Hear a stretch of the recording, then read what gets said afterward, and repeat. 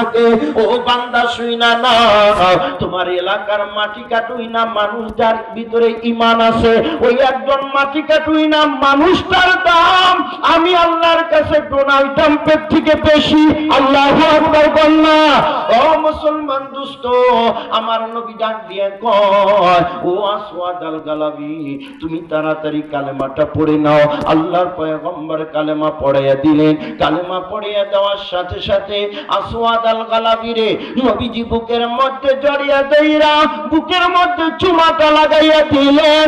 আহারে কি কপাল!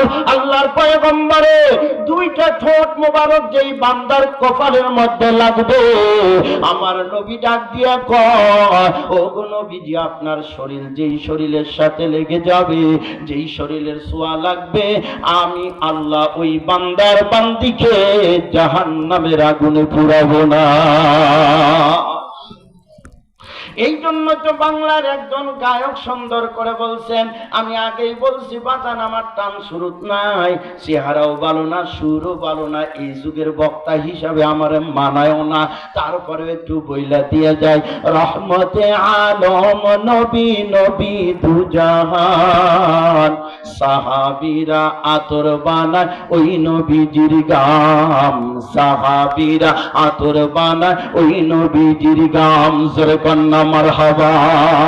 রহমতে আলম নবী নূরে মুজাসসাম, সাহাবীরা আতর বানায় ওই নবীজির গাম।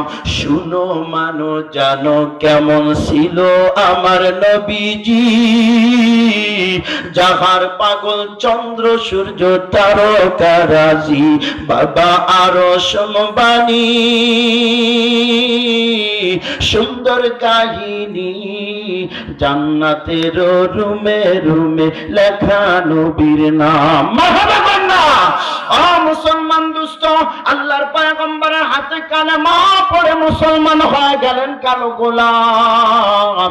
আল্লাহর নবীকে ডাক দিয়া ওই সাহাবী বলেন, ইয়া রাসূলুল্লাহ, ইয়া হাবিবাল্লাহ, নবী গো, আমি সত্য মুসলমান হয়ে গেলাম, এই মুহূর্তে আমার কি আমল? আল্লাহর পয়গম্বর ডাক দিয়া কয়, আসওয়াদ আল গালাবি রে, এই মুহূর্তে কোনো নামাজের সময় নয়, তোমাকে নামাজের হুকুম করব। এখন তো নামাজের ওয়াক্ত হয় নাই, এখন তো হজের মুহূর্ত না যে তোমাকে হজ করতে বলবো। ও আসওয়াদ আল গালাবি, তুমি তো অত্যাধিক ধনীও না যে তোমাকে আমি যাকাত দিতে বলবো। ও আসওয়াদ আল গালাবি, এই মুহূর্তে সবচাইতে বড় আমল হলো